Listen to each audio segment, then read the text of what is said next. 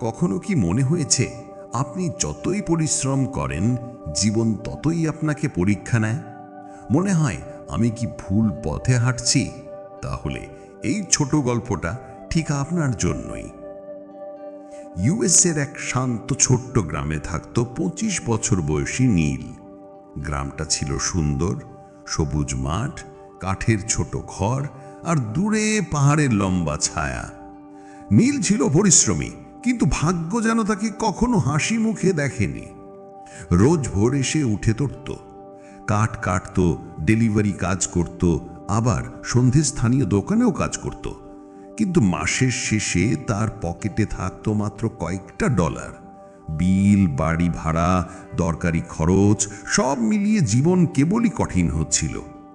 একদিন কাজ শেষে ক্লান্ত হয়ে গ্রামটার পুরনো লেকের পাশে বসে সে একটাই কথা ভাবছিল, আমি এত পরিশ্রম করি তবু ফল পাই না কেন?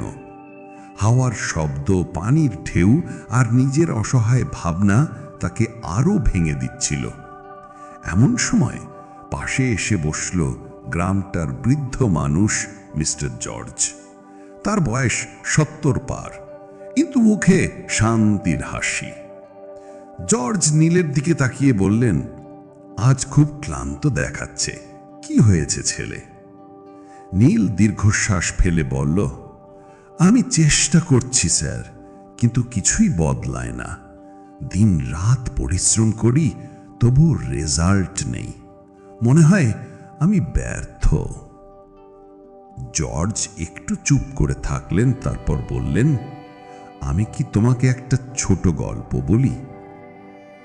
নীল মাথা নেড়ে সম্মতি দিল। জর্জ বললেন, অনেক বছর আগে আমি তোমার মতোই হতাশ ছিলাম।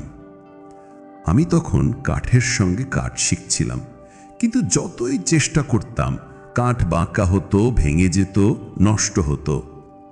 একদিন আমার শিক্ষক আমাকে একটি কুঠার দিলেন, বললেন, এই কুঠার ধার করো।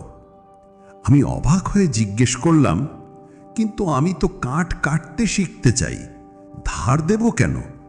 তিনি হেসে বললেন, যে কুঠার ধারাহীন সে 10 বার আঘাত করবে, আর যা ধারালো সে একবারেই কাজ শেষ করবে।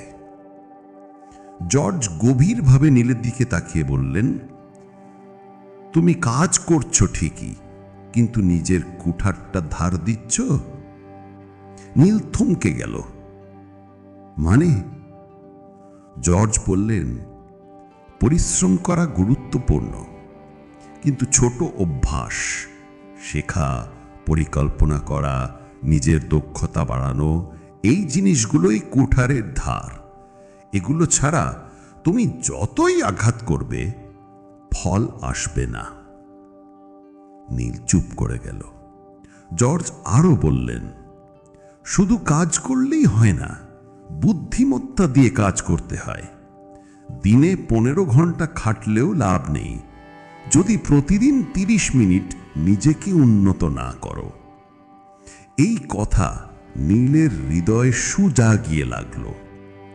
সেদিন থেকেই নীল ছোট ছোট অভ্যেস শুরু করল। প্রতিদিন 20 মিনিট বই পড়া, নতুন কাজ শেখা, আগের দিনের ভুল ঠিক করা এবং নিজের ভবিষ্যতের জন্য ছোট লক্ষ্য ঠিক করা। ধীরে ধীরে তার কাজের মান বাড়ল, আয়ের পথ খুলল, আর সবচেয়ে বড় কথা, সে নিজের ভেতরের শক্তিকে চিনতে পারল। বন্ধুরা, পরিশ্রমের চেয়ে অনেক বেশি গুরুত্বপূর্ণ সঠিক অভ্যেস। আপনার পরিশ্রম নষ্ট হয় না, শুধু কখনো কখনো সেই কুঠারটাকে একটু ধার দিতে হয়। তাই প্রশ্ন করুন, আজ আমি কোন ছোট অভ্যেসটা যোগ করলাম যা আমার আগামীকালকে বদলে দেবে? মনে রাখবেন, ছোট অভ্যেস, বড় রেজাল্ট।